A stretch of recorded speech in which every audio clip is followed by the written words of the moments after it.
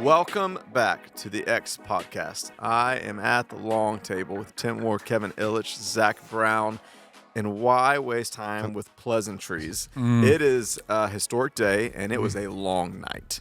Yes. And Kevin, Not that Actually, I was saying, not as long as it could have been. some people didn't go to bed. That's I right. was going to say, Kevin, since you love the pageantries pass out at of, some point. you love the pageantries of all this, why don't you just launch us into what today is about? I do. Beautiful election night 2024. I looked at this. Did you know there's only been 60 presidential election nights in the history of our country? That sounds crazy. So crazy to think about. I heard that, so that I don't know if that's true. Somebody can fact check. But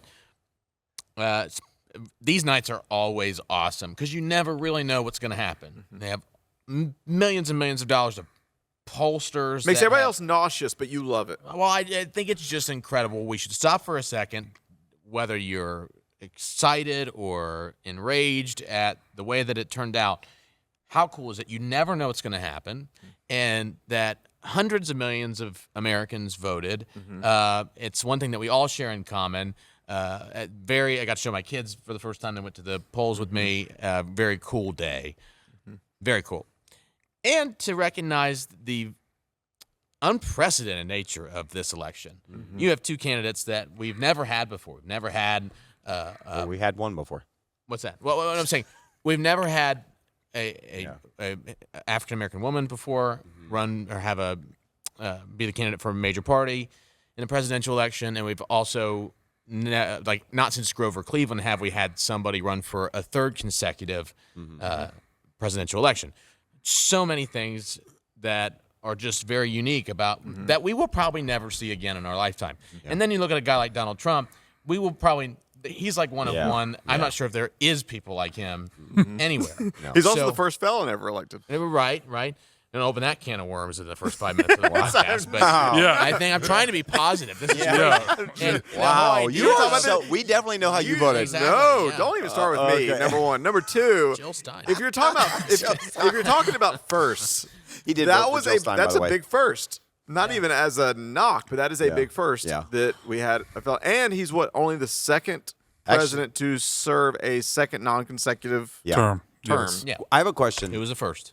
Come January 20th, is he still a felon if he pardons himself? Well, actually, I just read that the Department of Justice and Jack Smith are moving to end all the investigations against him, citing precedent from the Justice Department that you can't not indict or charge a sitting president. So they can't do anything about it anyways. But what about the one that was already convicted of?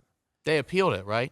Yes, he That's did the appeal it. Eugene He's Carroll appealed one. it. He appealed it. I don't know what's It's happened set with for that. Another. It's set for another date, but So that might get expunged, and then he would not be a felon. I'm just saying will it's say, possible. on another positive note, to piggyback off what Kevin just said, what is this, my fifth time voting? For Jill But Stein? there was something very, the voter turnout was incredible.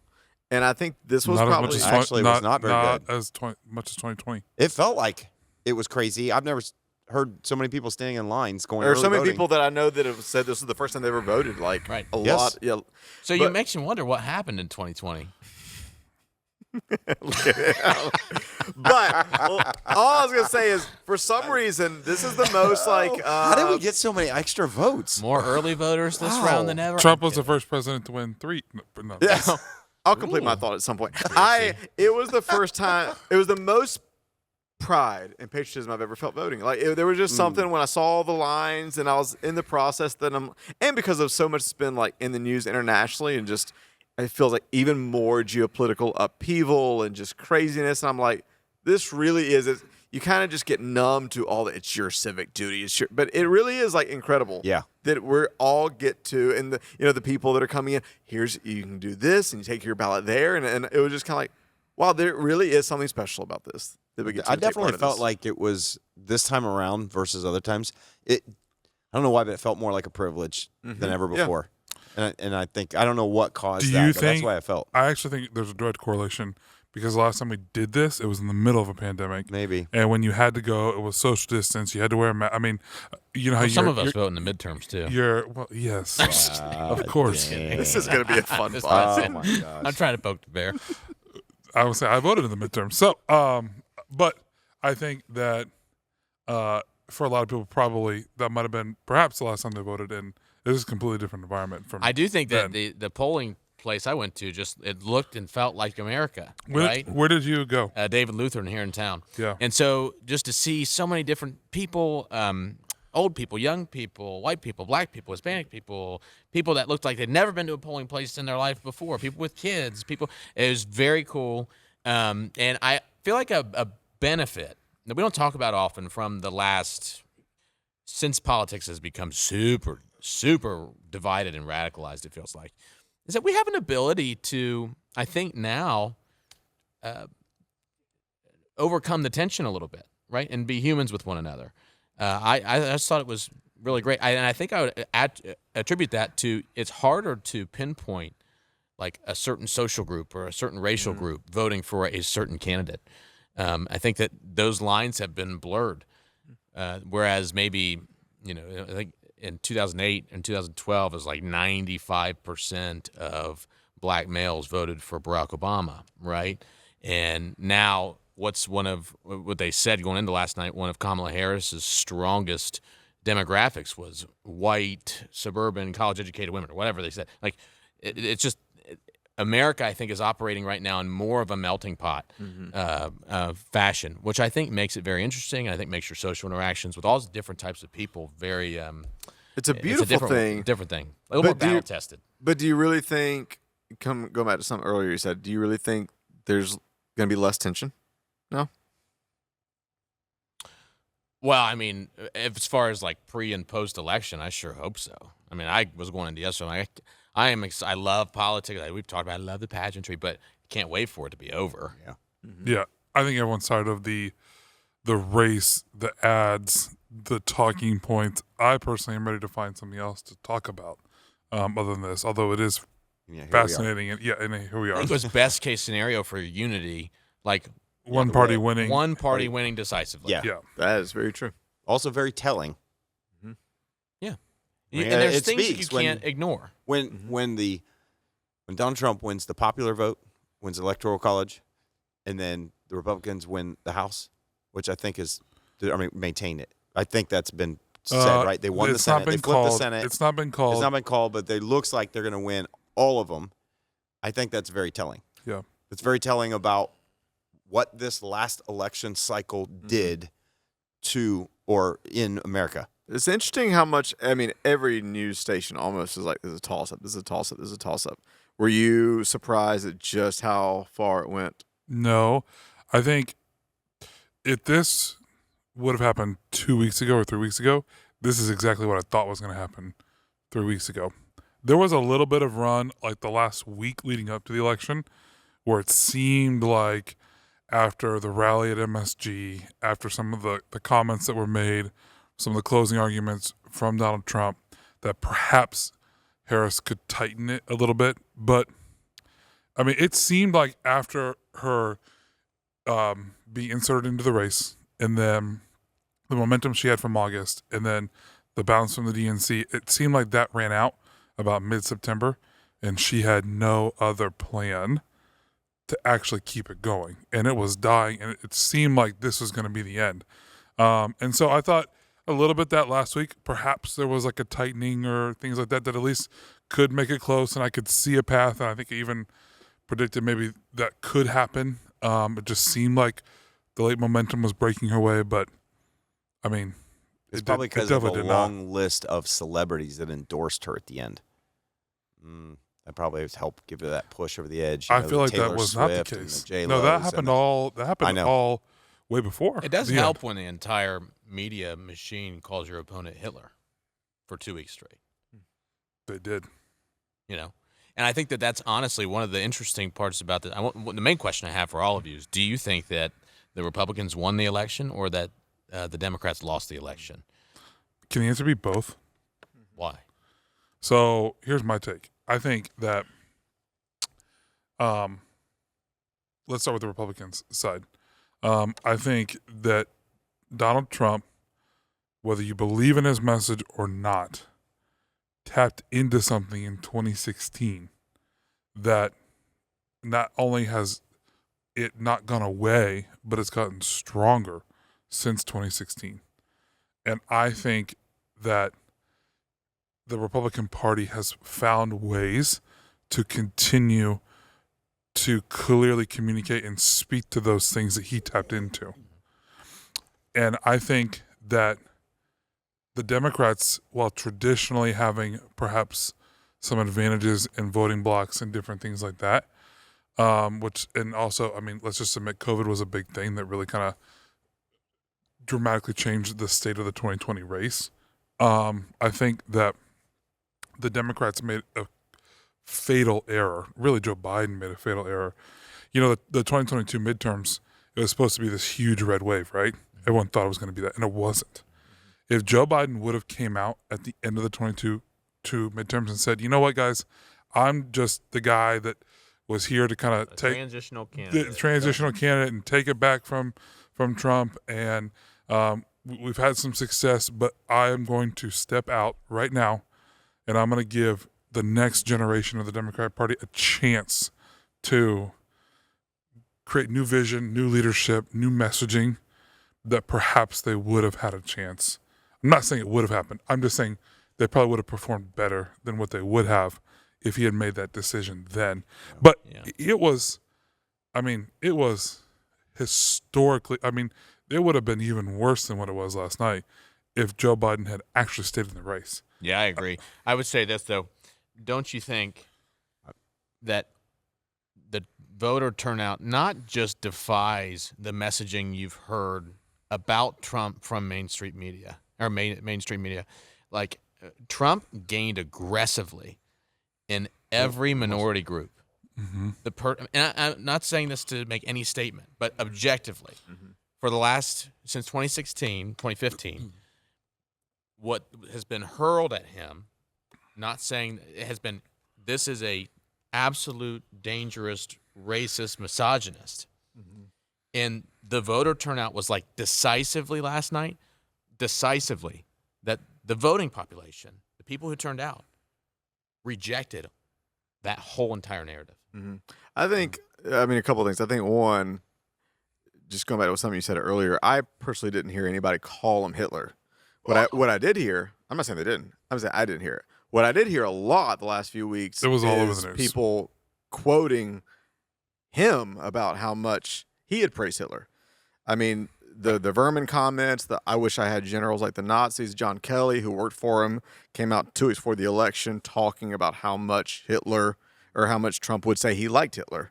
So I did hear those, and I think one could argue those are concerning comments and has a history of seeming to adore different fascists and dictators. I didn't hear anybody call him Hitler. I'm not saying they didn't.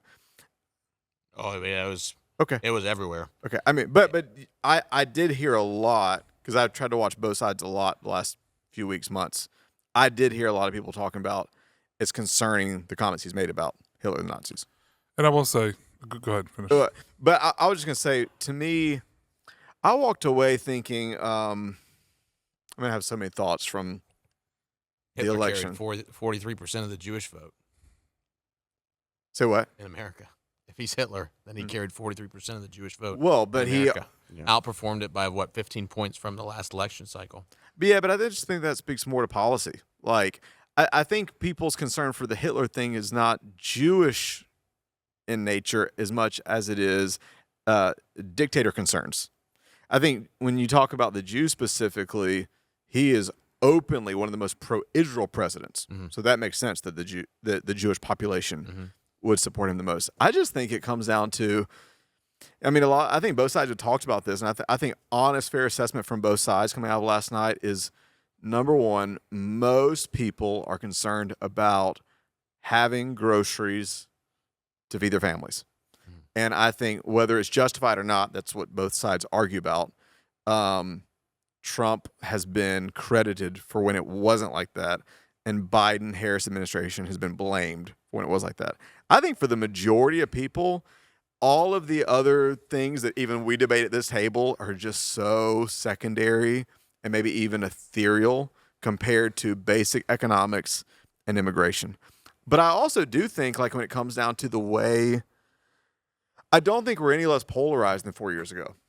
I mean, the amount of people that are so convinced that Trump is the worst thing that could ever happen to America, and the amount of people that are convinced Harris would be the worst thing that could ever happen to America, I think is more just proof that the majority of us are results of our echo chambers. And we've talked about it ad nauseum, but I walked away from yesterday, I'm like, man, because to be frank, I could see how anybody yesterday could kind of close their eyes and vote for either candidate and say, man, I don't feel like we have great options, but, here's the lesser of two evils. But the amount of vitriol thrown at both sides, combined with the absolute overly confident assumption that their candidate is the greatest thing that ever happened, it's like, man, I still think we're not free from the effects of the algorithms. I don't necessarily disagree with you. You kind of disagree? Well, don't necessarily disagree. But nuanced thought. I think that 2016, you guys remember? 2016, you talk about anything can happen on election night. 2016 was a shock. Yeah. Trump was down 16 in Wisconsin in the exit polls going up to, and he won Wisconsin in 2016. It was a shock. I think last night we were together watching it. I think last night was. I think last night was I think people were like, "Oh, okay," but I think the general feeling the day after. I think there were so many Dems that were post. Oh my! What happened? I think there's watching the faces on CNN as it happened. But I think there's some of that a little bit, but not nearly to the same amount this time around as what there was. So I think we are still polarized, but I do think that it's not maybe nearly the same effect as what 2016 was. Do you think that Republicans won or that Democrats lost? I think Democrats lost. Why? Significantly. And I'll tell you why I think they lost. I think the reason why they lost, a variety of reasons, but one is I think the Democrat Party, and I'm not saying all of them, but I think collective messaging has, in certain areas, has shifted so far left that it took anybody that was in the middle and they ran right because of policy. I think it had nothing to do with the person and who was there, because I think you have on polar opposites. I think there's a cult following for Trump. Everybody knows that. That's a small group, but a group on the right. I don't think it's a small group. Well, there's probably a big group on the right, but I don't think it's as big as people think. I think it makes a lot of noise. And I think then you have some extreme views and people on the left. I do think there's always, I think, a big group in the middle, even if most people vote a certain way. I think. You still think there's a big group in the middle? Yes, I do. I absolutely think there's a big group in the middle. When I say middle, I'm like, most of us at this table, a lot of us at the table probably consider ourselves in the middle, even though we may lean one way or the other. And depending on the candidate or the policies, that would probably push me one way. That's what we might say. And so I think that it's funny because I even heard, I forget which network it was on, one of the postmortem, I heard one of the analysts get on there, and this was their term, okay? One of the Democratic analysts, and they were like, do we not think that the Democrats have missed something big time with a lot of the things that narratives and the things they've pushed, that America has spoken, that in the president and the Senate and the House and all of these, and the popular vote, that everything pushes over to the right, even though he's one of the most unpopular candidates to have on the right? And what he was referring to, even said, was like, I think a lot of people are tired of some of the woke ideology. That was literally, and I hate that word. We've talked about that word, but it represents. But this was the analysts on there talking about it, and that some of those, and I'd say that again, even some of the transgender movements and these things. To me, it's like 0.1% of the population of the U.S. But then these are certain things. And I was texting with a friend who lives in California, and he was like, they feel the effects in the school. Yeah. Like, and he was telling me, he said watching the amount of people flip red in L.A., he said, has been the most surprising thing ever over this last couple of years. Yep. And so what I'm saying, and so I had said that to him, and he said, you're right. And he said, I've seen it, witnessed it, that it's pushing people, even if they were reluctant, to go over to the different side because of the policy. So I think in the end, I think all of those things to me tell me that the Democrats lost. I agree with you on that. I think another thing to add of why they lost, I can't remember, because I know you sent like a Scott Galloway video, but I listened to another one this morning where he talked about how when you look at the DNC and all of the demographics they're trying to reach, there is one group that's not listed, and it's young males. And it's like 27% of the population, and how really, like, there is no, especially in woke ideology, there's almost this feeling right now that it's almost like wrong to be a man. And 27% of the population, that's a large percent. Yep. And if you feel like on top of that, and you probably have kind of like two extremes, you have like kind of like the rough and tough, Trump and Elon kind of masculinity.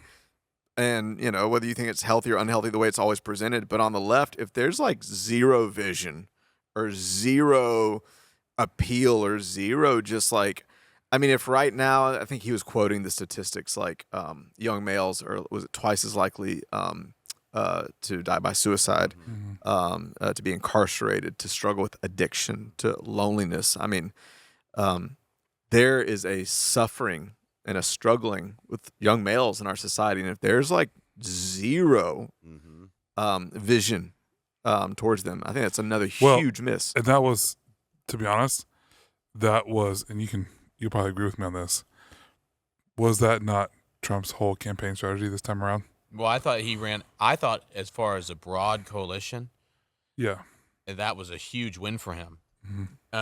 It was one of the very smart things I did in his campaign. Why? To answer the question of did Republicans... You did in his campaign? What's that? You said that I did in this campaign? No, he did. Okay. No, but like the whole idea of reaching out to different sections, I think he ended up winning the suburban white woman vote, 51 to 47. Bobby. That's what I was going to say. It's That's Bobby. where I was going. Huge. The people have left the Democrat, but that's because of the Democrat Party. He was representative of the Democrats. You don't think it's because of suburban Christians? No. Nope. I think this. I can give you a stat. Maybe because we had two comparative 4-year terms to compare. I was listening to a post after they called the race, and I think it was David Axelrod on CNN, former Obama campaign manager, chief of staff, and he was talking about, we have to change the way we talk to people, the way we talk to the working person, the working white person, the whatever, because it just seems like we're a bunch of elites that are missionaries to hopefully help them think our way. One, I agree, but two, I think where the huge mistake by the Democratic Party after this election would be to think that it had anything to do with what they said. It had, in my opinion, not that it didn't matter in the margins, it had nothing to do. You didn't lose this election because of what you said. You lost this election because what you said did not match what you did. You were saying this is the best economy that the country has ever experienced when no one feels it. Right. Yeah. And you're saying the other guy cares only about, billionaires getting richer. Well, the wealth gap in America has gone berserk. The only people who are doing better now are the wealthy people. It's almost like gaslighting, right? He's going to make sure that you can never vote again. He's going to be a dictator while you're doing all of this Orwellian type things with your social media companies and openly saying now that we should censor social media. This is and misinformation and all of this language. And this whole idea of we are going to just bang these topics for 9 years. We are just going to lob the term xenophobe, the term racist, the term misogynist, Hitler, Nazi, and alt-right cult movement. We're just going to lob these things for years, for years. And then they turn the volume up to 100 in the last 2 weeks of the election. And I think that in the same context, you have people like smart people who are respected by traditional liberals, traditional left-leaning people. Like, and I posted about Joe Rogan when he endorsed Donald Trump. I'm a Joe Rogan fan. I think he's a very open-minded person who literally He's always probably been liberal. up to usually. 2 weeks ago, he said, I have no interest in helping Donald Trump. I don't want him on my show. People are on the show begging him to have him on a show. He's like, I just don't think, I will never do it. I have no interest in helping him. I have, this is the way I traditionally vote in the past, like pro-trans, like an early adopter of gay marriage, and early, like a universal basic income, was going to vote. I think he voted for Bernie Sanders in 2016. This is a very left-leaning person who came out and supported, Actually endorsed when he said he won't do endorsements. endorsed Donald Trump. Kind of crazy. And like all of a sudden, what you hear from mainstream media is, oh, alt-right podcaster endorses Trump. It's like, He's not an alt-right podcaster. that's not true. And I'd be interested to see where you guys think of this. I think this is like the death of mainstream media as we know it in the future of election. I think that what they said did not match what they did and what people feel. And that was why they lost in a landslide. I do think that Trump took a different route in politics and preparing for this by doing, I mean, Him going on Logan. he went on Logan Paul, and like, I've got to say, like, when he speaks at rallies, it turns me off. I do not like that version of Donald Trump. It is, the narcissism comes out, all this stuff. When he gets on one of the podcasts and he talks about it, there's something really endearing about him, and I'm like, gosh, I really like him. That I think he did a huge service by doing those kind of not normal, forms of doing this, but it's going to change now. Everybody's going to do that.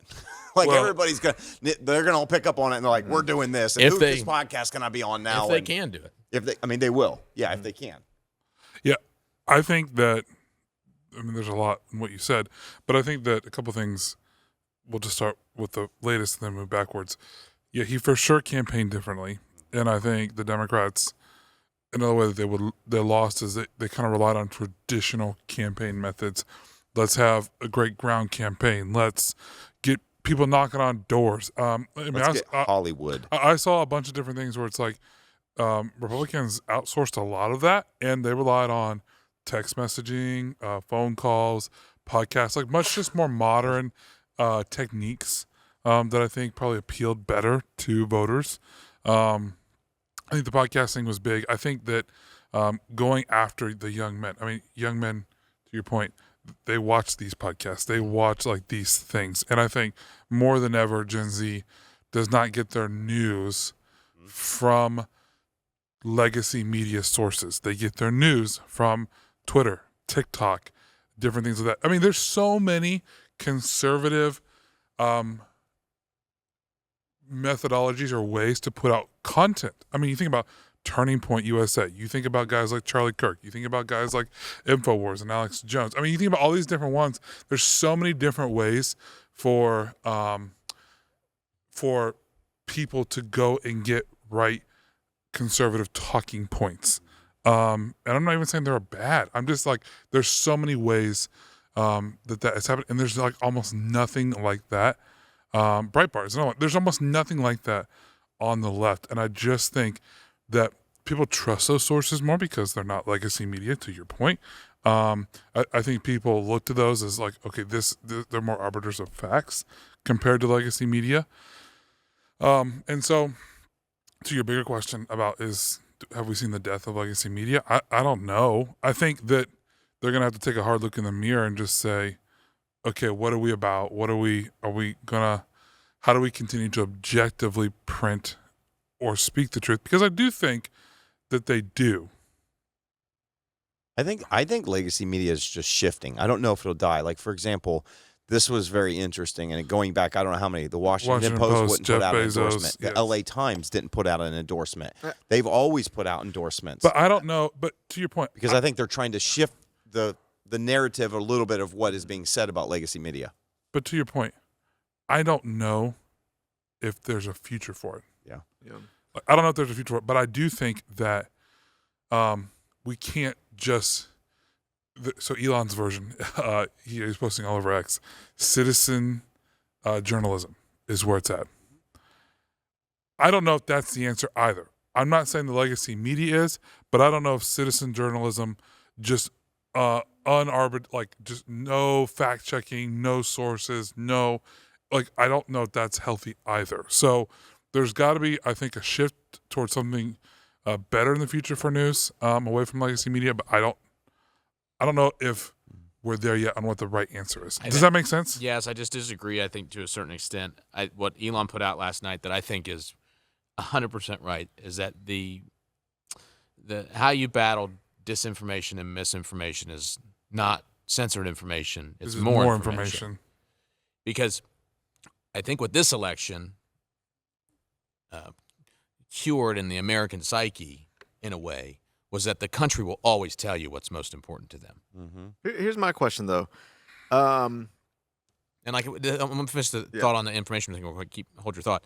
But the idea that we just can't trust normal people's information. We can't trust normal people to be smart enough to understand what is true and what's not. When for probably the last definitely 8 years, for the last 8 years, I feel like who we are supposed to trust has flat out lied. Yes.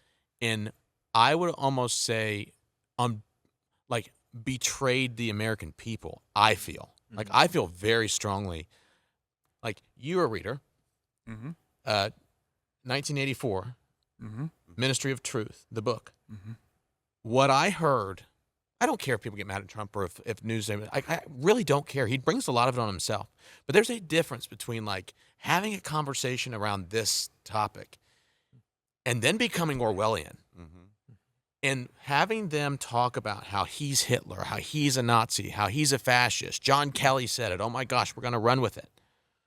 To me was the most – and then they followed that right up. This was in one of Kamala's worst weeks. They followed that right up with Elon Musk, many meetings with Russian oligarchs, many had this many trips to Russia, and Rachel Maddow's of the world saying if he wins, if Kamala wins this election, that means we have to pull all of his funding, all of the contracts that SpaceX has won from the federal government. All need to be for me. Those are all you want to talk about threat to democracy. In my opinion, I hated everything that happened on January 6th. I do think it was a threat to democracy. I think that is an equally, if not bigger, size threat to our democracy. Do you think the fact that so many Republicans and Trump himself was not only had not, for lack of better words, repented from January 6th, but was doubling back down on doubting election integrity, saying if we lose, it's because that. Do you not think, comments that have been made even just a week before about retribution? A lot of the campaigns seem to be on retribution. Here's what I'm going to do to, right. They would indict them and bring many counts, novel cases, to that type of thing you're doing. I say that to say facetiously. But people would argue with you that it was a matter of time before certain crimes would catch up. Right. But if you cannot convict, if you cannot seal the deal, and we talked about it's a very risky thing to indict a former president, and you better be able to seal the case, or else it's just sad that we didn't get a chance to actually see it play out because there was delay, and we didn't actually get to see it. I'm just saying, to your point, if you better be able to convict, the American public did not get to see and have President Trump have the evidence before. We can have a big conversation about why the conversation or why the suit in Fulton County got delayed. Mm-hmm. Okay, with everything with Fonnie Willis and all these things, we could have all these conversations. Not even just that, but the DC, right. The DC cases. But there's my point is the only there was the whole E. Jean Carroll thing, and then there was the one about his assets and appraisals on his buildings, which. Let me tell you that if that's a felony, then every commercial real estate developer in this country is a felon. Sure. Let me ask. And got laughed out of the appellate court in New York. Okay, laughed out of it. But he's a felon. We're going to lock all his buildings. And we're going to take the keys to his buildings. In America, that was a sick case. the 34 How many counts. cases have there been? 100 last year? It was like 90, 97. 96. I think. So my point is like to say that he might do the things that a lot of people think they're doing is a gaslight of the nth degree. I think a lot of people would argue there is a way bigger difference between going after insurrection that people saw with their own eyes and obvious legal things to vindictive kind of things of whoever came after me, I'm going to go after. So a lot of people would say there is a continent of difference in that. Yeah. Go back to I disagree because one's happening actively and one's like, oh, this guy will do this in this term. And so my point is, people take serious the words of a potential president. sure, they absolutely do. And we have a golden example of this. Donald Trump had do you think he had an opportunity if he wanted to go after Hillary Clinton for bleaching, destroying, scrubbing her 34,000 private email server while she was Secretary of State that he could have done that? While he was president, his political opponent.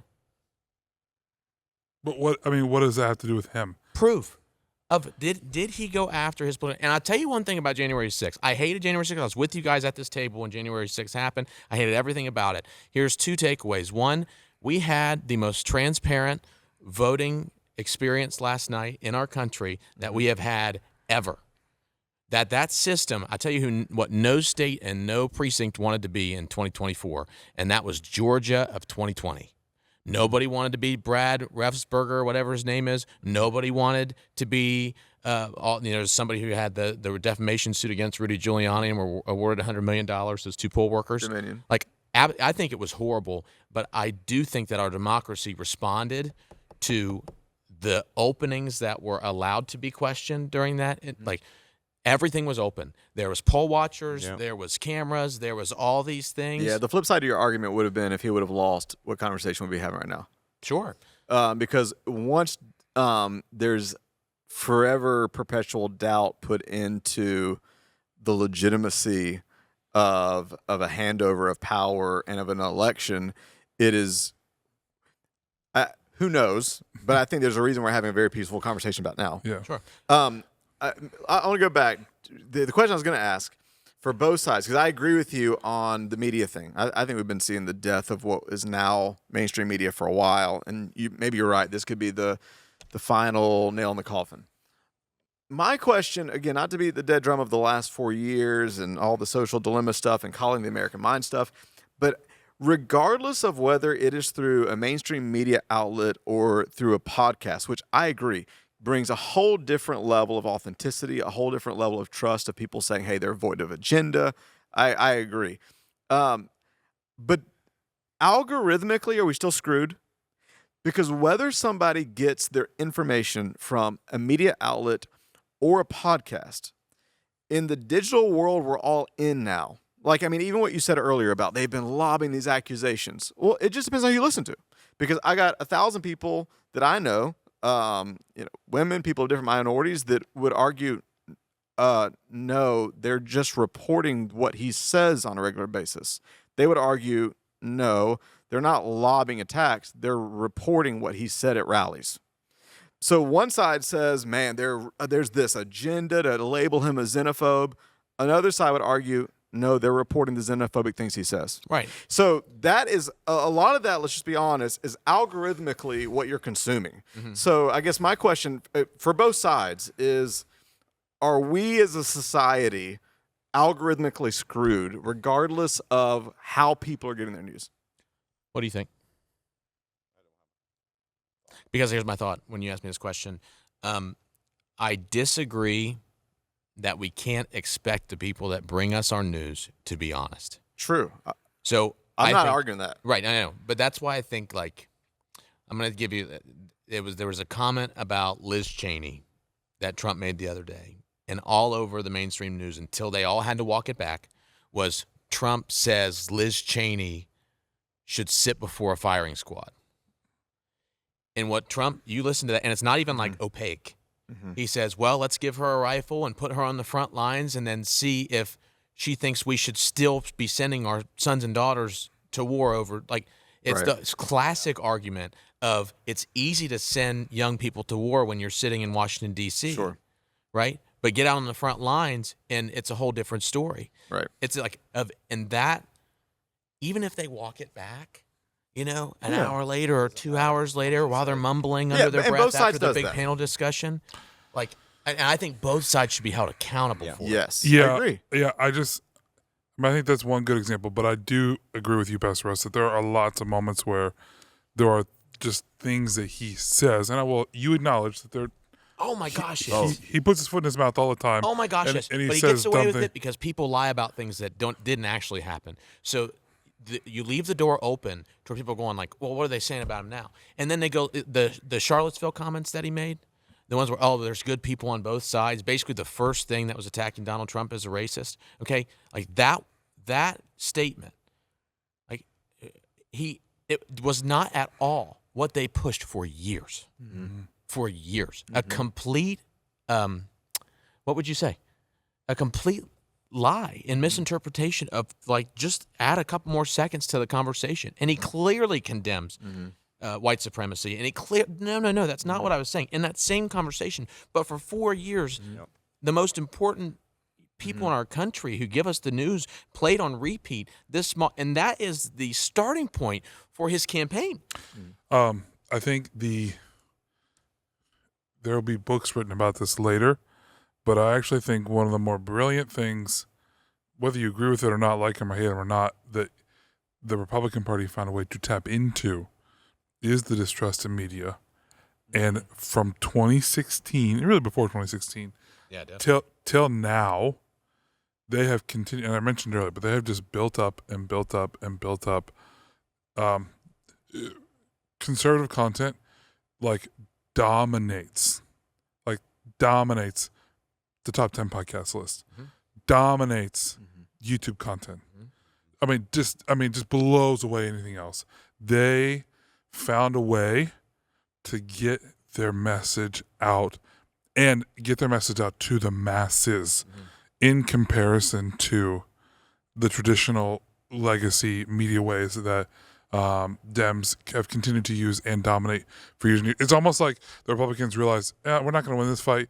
We can't even win this fight on their turf. We're just going to go create our own turf. And whether it's societal and because of the rise of smart devices or smart TVs or shift in whatever, it's just where everyone is. And so and so if the Dems are going to have any chance to continue to compete, they're going to have to build up their own version, their own apparatus of that. Well, they have their own apparatus. It's called legacy media. But And to other argue than with you, too. Fox, they own all of them. And the top podcast in the world is Joe Rogan, who is until he endorsed Trump was never a right wing anything.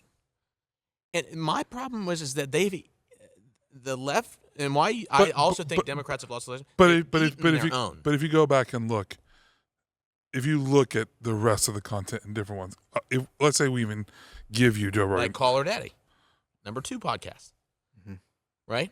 Who they exclusively had Kamala on. Okay, you're right generally, like for sure.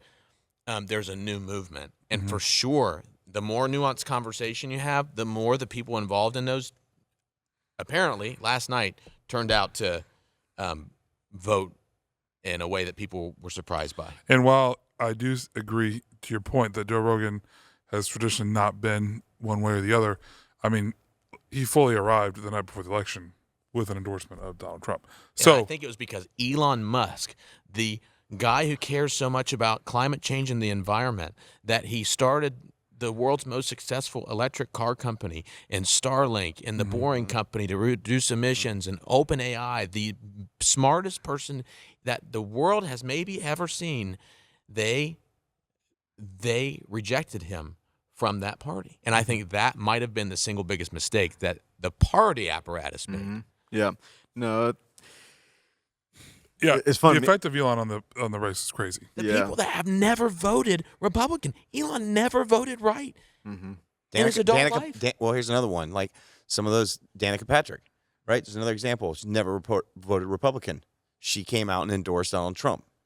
Her thing, again, this is going back. Her thing was the transgender women being able to compete in women's sports. Tulsi Gabbard like ran the DNC in Tulsi Gabbard. 2016.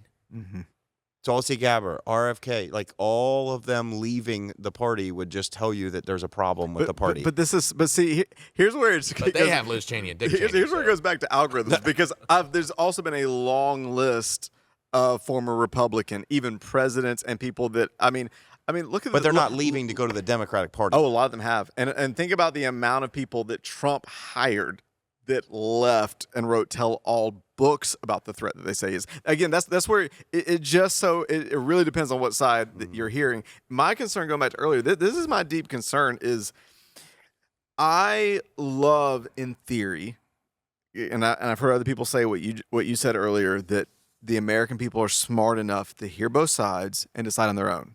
Obviously, I believe that. I do think the technological age we're in throws a wild card in there because science has proved it, and the data is in. Social media, digital media is not a neutral tool. It preys on the weakness of our psyches, and it makes otherwise intelligent people dumb because algorithms skew the way that you think. And so I think that's why for both sides, to me, I think we're just in a dangerous tipping point as a society when it comes to even just our intellectual honesty. Like we all think we're being intellectually honest. Here's what and hope I unbiased. have. My son. You're right. Yeah, but almost every single one of those media machines, with the exception of Elon Musk buying X, are all controlled by liberal media or liberal people. So if that's the case, wouldn't the machine turn out the vote for the left I side? think you're No. missing the point. You mean, Whoever all runs those- it, all the algorithms run by social media. Go ahead. No, I'm aware of how the algorithms work, and they're just businesses. I don't care. But what I'm saying is, if we're saying that they have that much power to actually change the outcome of this, I'm just saying it would be even on both sides if it's like people were that are on the right. it is are even getting on both fed that. sides. You're missing what I'm saying. So what's the point? I missed the point then. The point is, it doesn't matter what side you're on. I'm not making a point for the left or right. The point is, all of us are vulnerable. Why are you getting so heated? I'm not. The point is, we're all of us are. Not here. Yeah. The point is, all of us are vulnerable Sure. to not thinking clearly. I'm not making a point about either side. Sure. And the point I was making earlier is that if anything going into this election, I think the right was actually winning a lot of the algorithms. I mean, I think there's. Have you seen some of the stuff that even Mark Zuckerberg secretly flipped to Republican? Did you hear him talking about Trump after he got shot? Yeah. That was really awesome. Mark Zuckerberg. He said that was BA. Mark Zuckerberg said that, but I would say that I need to lighten the room a little bit here, guys. We're getting a little tense. But Jack is my son. Wow, is he political? Incredible. Loves I politics. wonder where he gets it from. Must be his mom. But I would be honest with you if I had pushed this stuff on him. And a normal night in my house is legitimately, I get home, we do soccer, we do whatever. I come home, I post up, and I turn on CNN, especially for the past whatever. I love watching CNN. That's my show. And he watches it with me. And by the end of the night, he started in the past 3 weeks, getting so riled up at the TV and arguing with the people on CNN. No, he didn't. No, whatever. Blah blah blah. And I'm like, buddy, to the point where I'm like, all right, I gotta cool this down. What's going on? Yeah. And what had happened was on his YouTube, every single ad is a political ad. And so in Ohio, he will tell you all about Sherrod Brown and all about Bernie Moreno. My girls could do the same. Yeah. Is Bernie Moreno dad? Is he the guy who does this? And he shredded the documents with his employees? And, and he owns luxury car dealerships, and he's a crooked car salesman. And is Sherrod Brown the person who let in 22 million illegal immigrants for Joe Biden? He knows verbatim both sides. But what it's done, he has this really surprising moral center that I promise you I would tell you if I've pushed it. I'm sure I've influenced it. But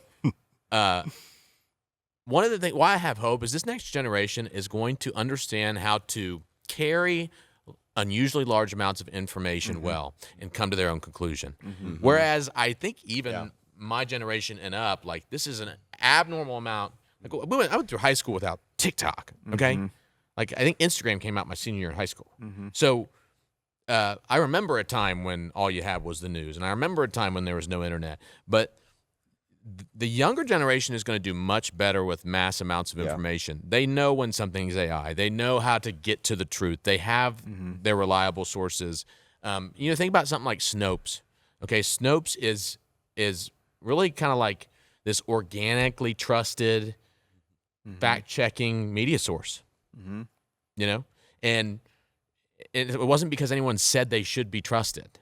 It was just a lot of people said they should be trusted. Yeah. Well, and honestly, like, maybe we're past the brink for this in American politics, but it is funny listening to people that go overseas and they're like, oh, wow. In other countries, they just report the news. There are countries in the world that literally just report the news and don't give a bent.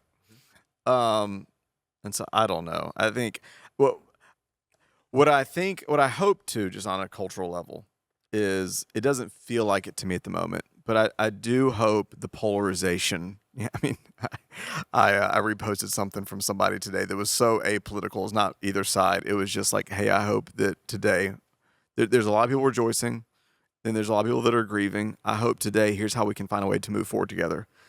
And I literally just had someone DM me a reply immediately and say, interesting that somebody could feel bad for the party that just wants to kill babies. And I'm like, okay, this is like the level of conversation in some ways that we're still at. And so I think the part that, like, with Pastor Tim, that I may disagree with that you said earlier still, is that I think, and I don't know if we'll have to cut this part out, I would venture to say at this table, there were 3 different people voted for. And Stein. I'm playing devil's advocate so much. People are probably like, he voted for Kamala. I did not vote for Kamala. But I wrote in Joe Biden. People would probably be surprised at how Republican my ticket was, actually. Anyways, I won't say who I voted for, but I will say this. I think it would maybe be a mistake to assume that these kind of tables are normative, where people who deeply love Jesus, deeply love people, and really try to think critically and carefully, all do life together, and even when it's heated sometimes, can have dialogue and still walk together. And I actually think these tables are so important. And I don't just mean these tables as in this podcast. I mean us in LA and behind the scenes and in Pastor Tim's office having these conversations, because it keeps us honest. Like, you guys keep me honest, and maybe hopefully from time to time I keep you honest. We challenge each other's assumptions. We challenge each other's rhetoric. We challenge each other's stereotypes of, and I actually think that's really important. Oh, yeah. Because groupthink is dangerous, but iron sharpens iron. And I just hope whatever the path is for, maybe you're listening to this and you're like, isn't it so obvious God answered prayers and the quote unquote Christian president is in? And hey, I pray, hope that may be. Or maybe you're listening to this and you're just, I have family members that are in despair. In my immediate family, I have family members right now that are praising God. And I promise I have an immediate family member right now that is in despair. And wherever you fall on that line, you're probably convinced of why you feel that way. And I think that's okay. We all have the right to have our opinions and thoughts. Let's just be thoughtful. And let's walk together in unity. Let's be quicker to ask questions about why. Let's get around people that disagree with us. I think one of the healthiest things we can do is get around people who think differently than us and actually listen. I think one reason for hope that it's not going to be that way is, I agree with what you said way back at the very beginning of this podcast, that Donald Trump is one of one. The way he has upended the political machine in America, at least in our lifetime. I wasn't around for some of the other Mavericks or different ones that existed back then, but at least for our lifetime, he's one of one. And I think that the next election cycle in 4 years gives both parties an interesting opportunity. I don't think Donald Trump's policies are going away anytime soon, because I think the party has been remade in his image. But even the way like J.D. Vance comes across or others come across is distinctively not Donald Trump. Whether that helps or hurts the Republican Party ticket, I don't know. Time will tell. But I do think that part of the reason why I feel like the last 3 election cycles have been so polarized is because Donald Trump elicits such a strong reaction either way. And so I think that if you're looking for some hope on will it ever feel normal again, I think the fact that he's not going to be in the next election tells me that there'll probably be some sense of a normalcy again. I agree with that. I think that the part that most people should be celebrating that they're not celebrating right now is that our democracy gets better when it's tested.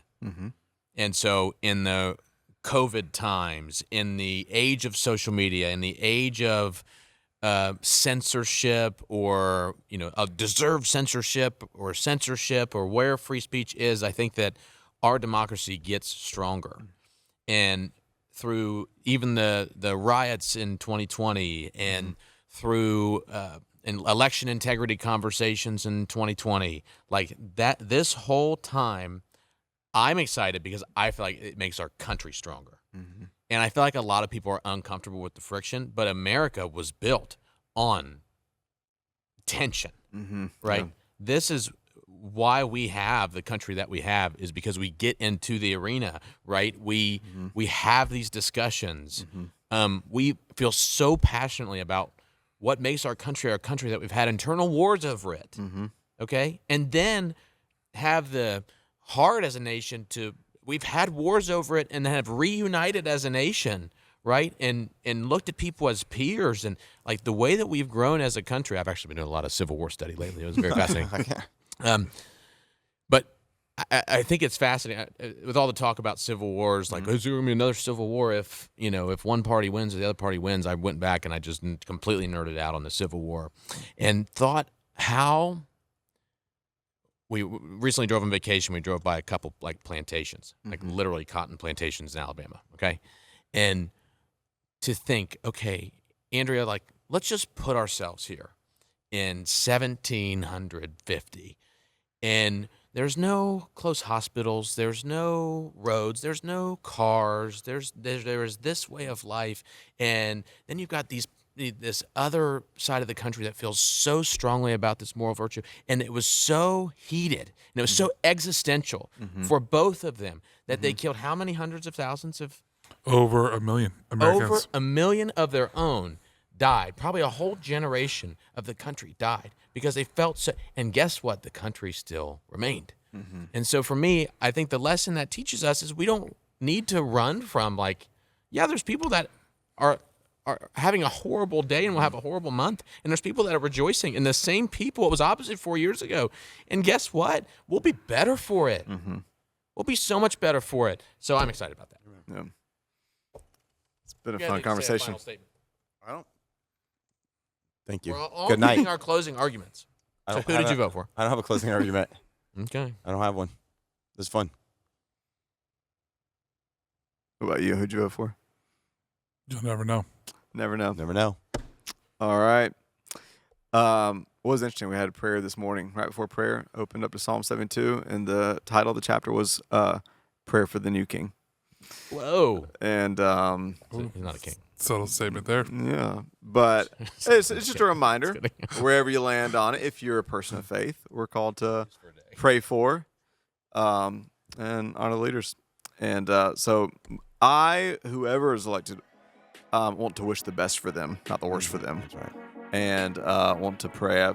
Pray this morning. God, let your guidance and your protection and your help and your favor be on our leadership. And that is our prayer. But I do think these moments help sharpen us, and so I think it's helpful.